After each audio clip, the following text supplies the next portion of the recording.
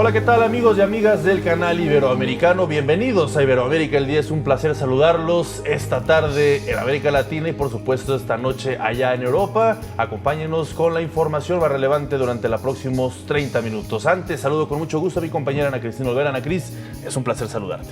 El placer es todo mío, como siempre, Omar. Y por supuesto, lo primero, agradecer a toda nuestra audiencia que nos acompaña en esta emisión de miércoles 30 de agosto de 2017. Demos inicio con la información.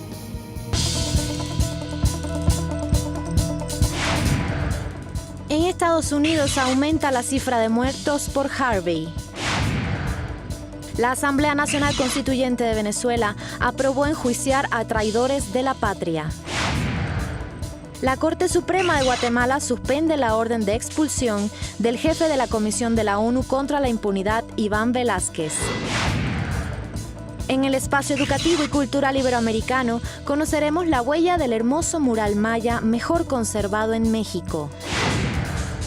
Argentina se impone en casa y avanza a semifinales del FIBA America Cup 2017.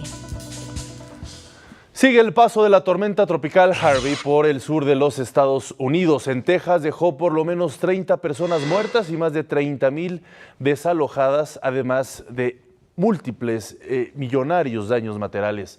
Cerca de 6,000 personas se encuentran en albergues destinados para los damnificados. Entre ellos se encuentran por lo menos 100 mexicanos.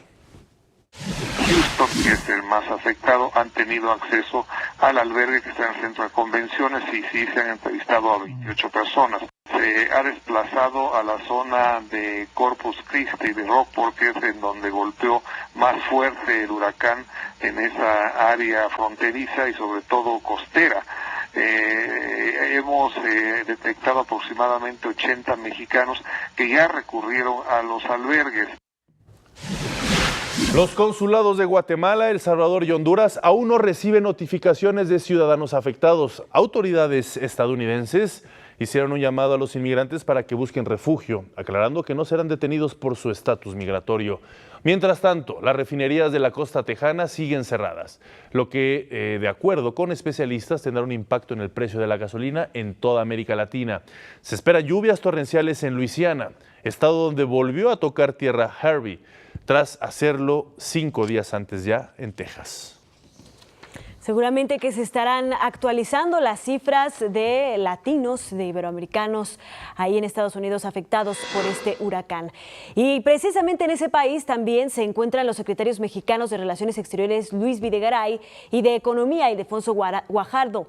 Se reunirán con el secretario de Comercio de los Estados Unidos Wilbur Ross, con el asesor de la Casa Blanca Jared Kushner y con el representante comercial de la Unión Americana Robert Lighthizer. Esto de cara a la segunda ronda de negociaciones del Tratado de Libre Comercio de América del Norte a realizarse en la Ciudad de México el próximo viernes. Por su parte, el canciller Videgaray también se reunirá con el secretario de Estado Rex Tillerson y con el consejero de Seguridad de la Casa Blanca McMaster. Ayer el funcionario mexicano sostuvo un encuentro con Luis Alberto Moreno, presidente del Banco Interamericano de Desarrollo, donde reafirmaron su intención de impulsar acciones en favor del desarrollo de Latinoamérica. Y antes de viajar a China para participar en la cumbre de las economías emergentes, los llamados BRICS, el presidente de Brasil, Michel Temer, habló sobre la denuncia que presuntamente hará en su contra el fiscal general de su país, Rodrigo Janot. Sabemos que hay gente que quiere parar Brasil y ese deseo no tiene límites. Quiere colocar obstáculos a nuestro trabajo, sembrar el desorden en las instituciones, pero tengo fuerza necesaria para resistir. Y es que el Ministerio Público brasileño prepara una denuncia en contra del mandatario por los delitos de obstrucción a la justicia y asociación ilícita. Recordemos que en junio pasado la Fiscalía denunció a Temer por, supuestamente, recibir sobornos de la compañía cárnica J&F, pero el Congreso impidió que la demanda siguiera su curso. Y así respondió el presidente del gobierno español, Mariano Rajoy, ante los reclamos que le hicieron en la Cámara de los Diputados sobre los presuntos actos de corrupción en los que habían incurrido altos cargos del Partido Popular, su partido. No se entiende la necesidad de celebrar con carácter extraordinario y fuera del periodo de sesiones un debate sobre este asunto. Les aseguro que a mí también me preocupa y desde hace mucho tiempo la lucha por mejorar la rectitud y la transparencia en nuestra vida pública. Porque yo siempre he creído, señorías, que contra la corrupción son más efectivas las reformas que los reproches. Instó a quienes acusan al Partido Popular a presentar una moción de censura que es, dijo, la herramienta parlamentaria adecuada para ventilar las responsabilidades políticas. También reprochó a los legisladores estar preocupados con este asunto cuando la prioridad es el desafío independentista catalán. En Venezuela, la Asamblea Nacional Constituyente aprobó un decreto para enjuiciar a quienes promuevan las sanciones financieras de Estados Unidos en contra de la nación bolivariana. Esto por el delito de traición a la patria, que contempla una pena de hasta 30 años de prisión.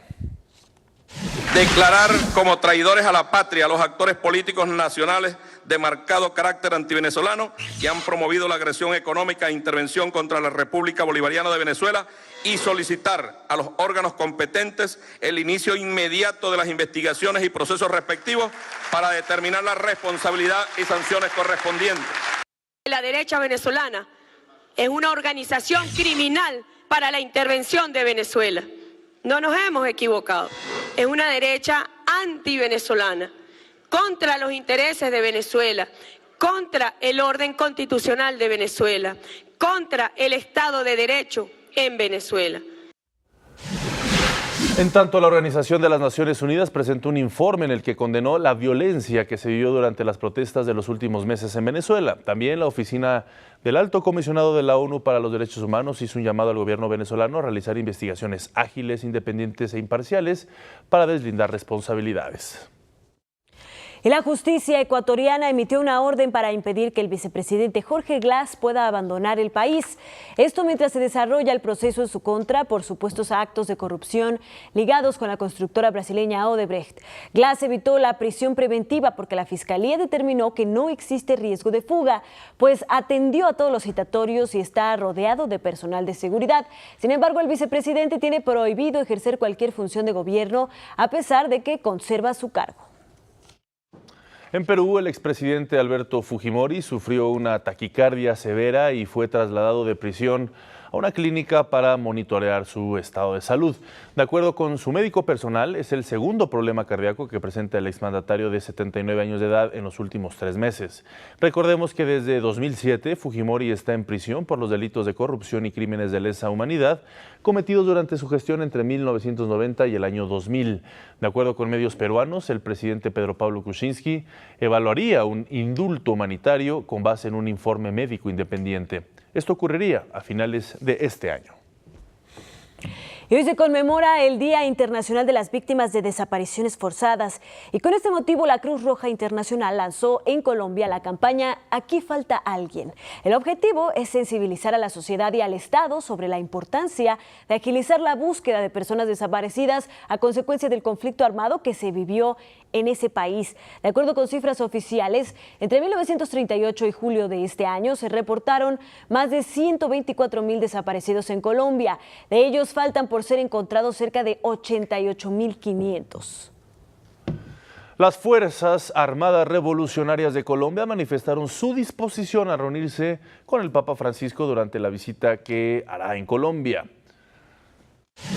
Nosotros con el Papa estamos dispuestos a hablar, pero eso depende todavía de las jerarquías eclesiásticas. Nosotros seguramente con el Papa vamos a hablar. Recordemos que el Papa Francisco ha sido uno de los principales impulsores del proceso de paz en el país sudamericano. Por otro lado, la Cámara de Representantes aprobó la ley que prohíbe a los grupos paramilitares. Esto fue uno de los puntos acordados entre el gobierno y las FARC en los diálogos de paz celebrados en La Habana. Grupos sociales y de derechos humanos aseguran que el paramilitarismo ha causado miles de muertes en las últimas décadas. Y el gobierno de Paraguay anunció una inversión de $43 millones, esta para mejorar más de 350 kilómetros de caminos rurales en el país. El objetivo es terminar con el aislamiento en el que viven comunidades indígenas en 11 departamentos. Las obras, que se costearán con un préstamo del Fondo Financiero para el Desarrollo de la Cuenca del Plata, durarán 4 años y buscarán mejorar 18 caminos rurales, así como reemplazar 191 puentes de madera por unos de concreto. Y en la ciudad de Panamá se lleva a cabo la segunda edición del Encuentro Iberoamericano de Gobiernos Locales y Comunicación Social. En el evento se busca estrechar la cooperación entre urbes para enfrentar los retos que plantea la Agenda 2030, entre ellos la nueva Agenda Urbana. Además, autoridades en materia de sostenibilidad, cultura e igualdad compartirán su visión sobre el rol de la comunicación en la construcción de ciudades de paz en nuestra región. En Argentina, por escaso margen, la expresidenta Cristina Fernández ganó la provincia de Buenos Aires en las elecciones primarias abiertas, simultáneas y obligatorias, también conocidas como las PASO, del pasado 13 de agosto. Las cifras oficiales le dieron a la exmandataria 34.27% de los sufragios frente al 34.06% que alcanzó el candidato del oficialismo Esteban Bullrich. Una diferencia de poco más de 20.000 votos tan solo. Recordemos que las PASO o elecciones primarias de Argentina ayudan a entender el posible comportamiento que tendrá el electorado en los comicios legislativos que se realizarán el próximo 22 de octubre. La Corte de Constitucionalidad de Guatemala suspendió de manera definitiva la orden de expulsión en contra del jefe de la Comisión de la ONU contra la impunidad, Iván Velázquez, ordenada por el presidente Jimmy Morales. Con el objeto de hacer de su conocimiento esta decisión y por consiguiente se abstengan de ejecutar la decisión del presidente de la República de Guatemala, que se deja en suspenso definitivo el acto reclamado. La Corte determinó que la orden emitida por el mandatario no tenía sustento legal. El presidente Morales afirmó que acatará esta resolución. Es momento de que vayamos a ver el estado del tiempo en algunas de las principales ciudades de nuestra región.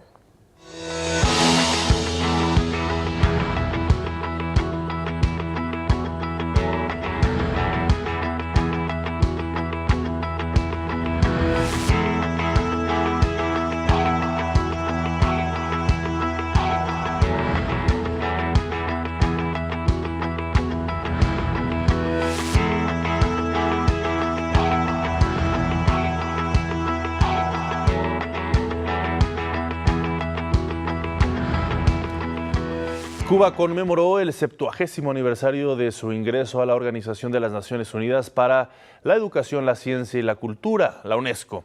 En este marco se canceló un sello postal conmemorativo con la fecha de la fundación de la Comisión Nacional Cubana de la UNESCO.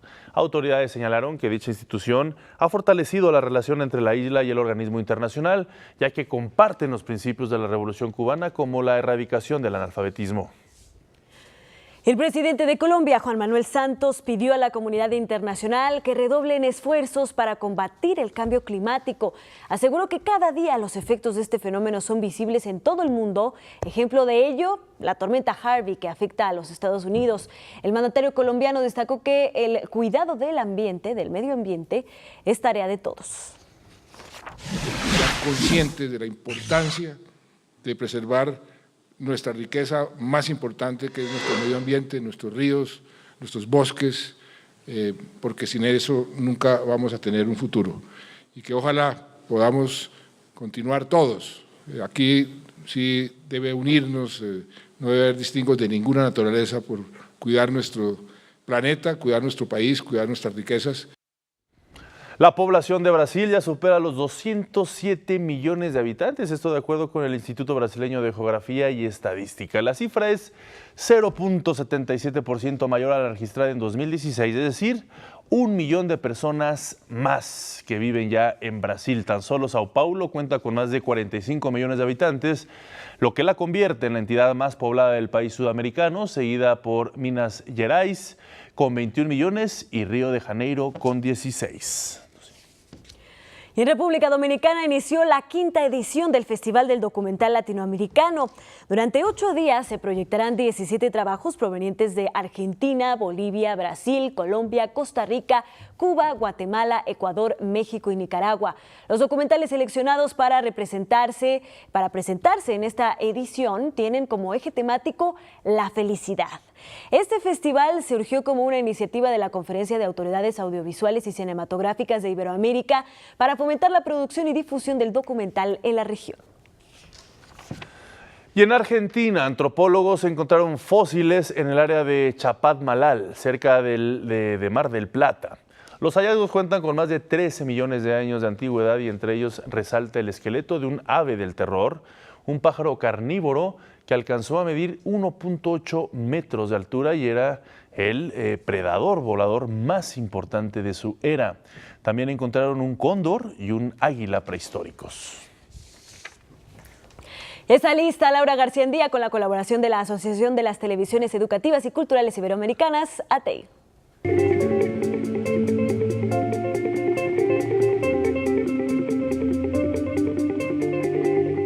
Amigos de Iberoamérica, es un placer saludarlos el día de hoy y una expresión de arte maya muy difícil de preservar es la pintura, pero esta cobra vida en la zona arqueológica de Bonampak, en Chiapas, México.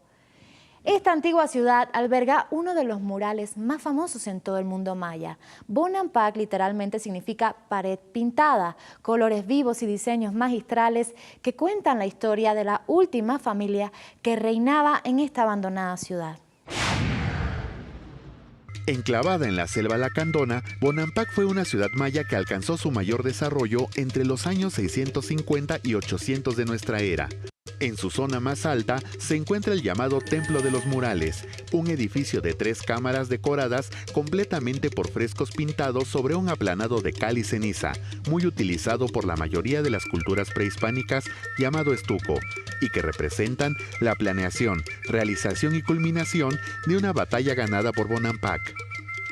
En ellos podemos ver a diferentes personajes de todos los estratos sociales: niños, hombres, mujeres, sacerdotes, guerreros, escribas, danzantes o médicos que suman 126 en total. Siglos después sobrevendría el abandono total o paulatino de la ciudad, aliado a otras grandes urbes mayas como Calakmul y Tikal, que fueron tragadas por la grandiosa selva centroamericana.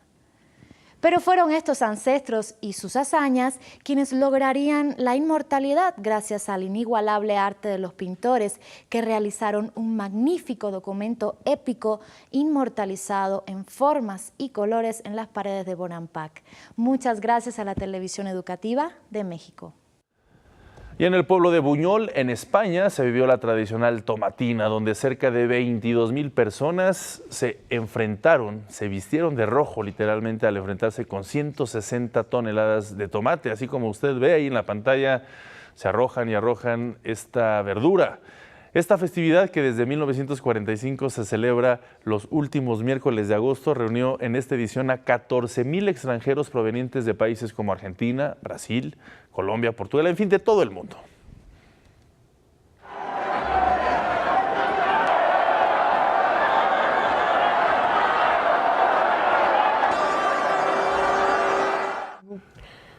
Este año se tomaron medidas adicionales de seguridad en el poblado español tras los atentados de Cataluña. Y hoy tenemos nuestra sección Sabores, precisamente con Carla Sentíes.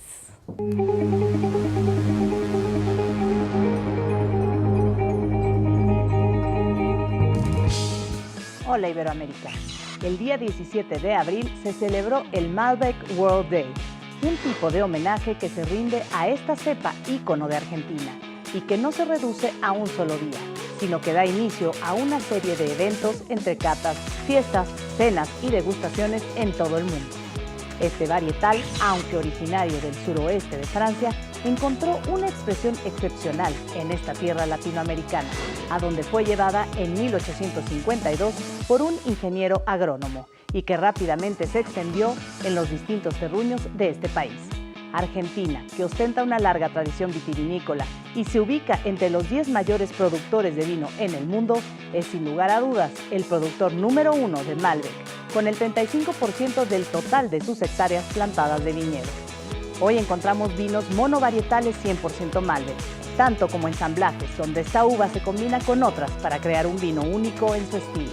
En Luján de Cuyo, dentro de Mendoza, los Malbec son intensos, oscuros, con aromas de frutas negras y especias dulces, así como un claro carácter mineral gracias a los suelos profundos, pedregosos y a los viñedos de altura con buena exposición al sol. En Tupungato, Tunuyán y San Carlos, la expresión es más elegante, con notas especiadas y florales. En Patagonia, el clima es más frío y los viñedos están a menor altura, por lo que la baya retiene acidez y resulta en vinos con notas de fruta negras maduras y minerales. Hablar de Argentina es hablar de tango, de asados y, por supuesto, de malva. Por el momento me despido, deseando que sigan disfrutando los aromas y sabores de la vida.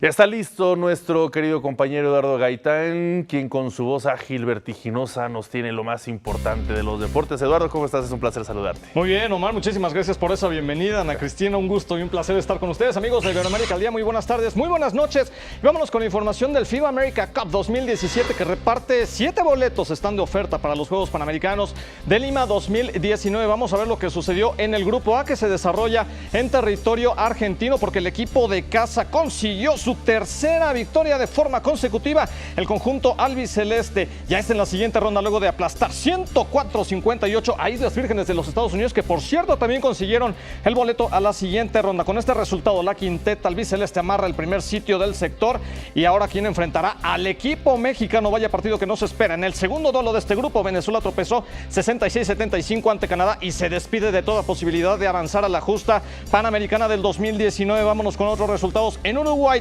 territorio charrúa, 74-66, partido apretado, pero gana Estados Unidos. Finalmente, República Dominicana 86-64 al conjunto de Panamá. ¿Qué tenemos? El cierre del sector C. Hoy se reparte el último boleto que podría ser para Estados Unidos para las semifinales que están enfrentando a República Dominicana. Panamá en contra de Uruguay. Mañana reanuda la eliminatoria de la UEFA en territorio europeo rumbo a la Copa del Mundo Rusia 2018. Tenemos un buen encuentro en el Grupo A. Portugal buscará 3 puntos que lo acerquen a la primera posición cuando se mida al débil conjunto de Islas Faroe, que está con pie y medio, prácticamente ya fuera de toda posibilidad de conseguir el boleto a la justa mundialista. En medio de la suspensión de 5 partidos con el Real Madrid, Cristiano Ronaldo estará presente con el cuadro lusitano. El duelo se disputará a partir de las 19:45 horas, tiempo de Portugal. Nós vamos entrar para esse jogo com máxima responsabilidade, porque, na nossa opinião, é o jogo mais importante, visto que é o próximo jogo, o jogo mais... É verdade que temos mais alguns jogos para a qualificação acabar e sabemos que os temos de ganhar a todos, mas estamos totalmente dedicados a Ilhas Faroé neste momento. Más actividad iberoamericana. Andorra estará enfrentando a Suiza en calidad de visitante. 20:45 horas, tiempo de Andorra. Vámonos con información del equipo brasileño chapecoense, que esta mañana se reunió con el Papa Francisco en el Vaticano. El equipo carioca se encuentra en territorio italiano con motivo del partido amistoso que sostendrá ante la Roma en el Estadio Olímpico el próximo viernes 1 de septiembre. La razón: recaudar fondos para el cuadro brasileño que sufrió un terrible accidente aéreo en el que perdió casi toda su plantilla. La delegación del Chape, conformada por 80 personas, regalaron al sumo pontífice un balón firmado por todos sus integrantes. 187.5 kilómetros fue la etapa número 11 de la Vuelta a España que se corrió este día. Buenos resultados para los competidores iberoamericanos. De Lorca a Calar Alto, el ganador fue el colombiano Miguel Ángel López con tiempo de 5 horas, 5 minutos y 9 centésimas. El español Alberto Contador terminó en sexto, mientras que su compatriota Mikel Nieve, el colombiano John Darwin Atapuma y también ibérico David de la Cruz finalizaron 8, 9 y 10 de manera respectiva. La clasificación general coloca a Christopher Froome en primer sitio, Esteban Chávez se ubica tercero, David de la Cruz, Melgarejo en cuarto y Alberto Contador se fue hasta el noveno. Vámonos directamente a territorio estadounidense. Viajamos a Nueva York. Continúa la actividad del US Open, esta larguísima primera ronda. Por fin dejó jugar la lluvia. El argentino Juan Martín del Potro debutó con victoria ante el suizo Henry Laaksonen en 3 sets corridos para instalarse de esta manera en la segunda ronda. Del Potro ya es uno de los invitados a la segunda ronda. El español Alberto Batista Agut en estos momentos, buen partido, se mide al italiano Andrea Seppi. El partido se encuentra en el cuarto set, 4-4, 2-1. Lo gana hasta estos momentos el ibérico. Vámonos con otros resultados de esta primera ronda, porque Thiago Monteiro también está en partido a través atractivo y cerrado en contra de Malek Yassiri de Turquía. Pablo Cuevas perdió en contra de David Sumur. En estos momentos Guido Pelle está enfrentando a Steve Dachis de Bélgica y Feliciano López también en un encuentro bastante complicado se mide al ruso Andrei Kuznetsov. Es lo que está sucediendo en estos momentos en la rama varonil. Vámonos con la femenil porque Yelena Ostapenko dio cuenta de Lara Arroa-Barrena por 6-1. 1-6 y 6-1. Nicole Gibbs de los Estados Unidos también consigue avanzar a la siguiente ronda y en estos momentos arranca el partido de otra tenista española, Sara Sorribes Tormo, en contra de Kurumi Nara. Vámonos con información del judo porque continúa la actividad también para los iberoamericanos en esta edición del Mundial Budapest 2017. Un día complicado para los deportistas iberoamericanas en su búsqueda de medallas en la categoría de menos de 57 kilogramos. La panameña Miriam Roper cayó en la semifinal ante Sumilla Jorgensen de Mongolia, con la cual terminó en quinto lugar.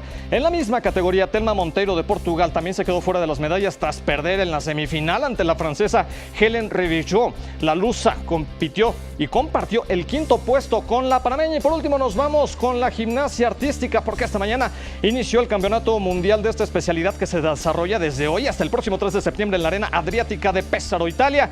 La representación iberoamericana recaerá en México, España, Andorra y Portugal, así como también Brasil. En la primera jornada en el aro y la pelota, la española Sara Yana García fue la mejor posicionada al terminar en el lugar número 15 con un total de 28 puntos. Detrás de ella su compatriota polona Bericina con 29.75 y en el sitio 17 Natalia Gaudino de Brasil con 27.25. Ojalá que mejore la participación iberoamericana allá en Pesaro, Italia. Lo que tenemos hasta el momento en información deportiva, Maraná. Que tengan buena tarde y nos vemos mañana. Gracias igualmente. Que tengas una excelente tarde, día y se nos terminó el tiempo. Llegamos al final de esta emisión. Muchísimas gracias por acompañarnos. Antes de poner punto final, Ana Cris. Así es, Omar, antes de despedirnos, escuchemos un poco de música portuguesa de la cantante Ana Moura y esto es Desfado. Nos esperamos mañana con más información. Ai, se eu pudesse não cantar, ai, se eu pudesse e lamentasse não ter mais nenhum lamento, talvez ouvisse no silêncio que fizesse uma voz que fosse minha, cantar alguém cá dentro. Desgraça, esta sorte que me assiste. Ai, mas que sorte eu viver tão desgraçada.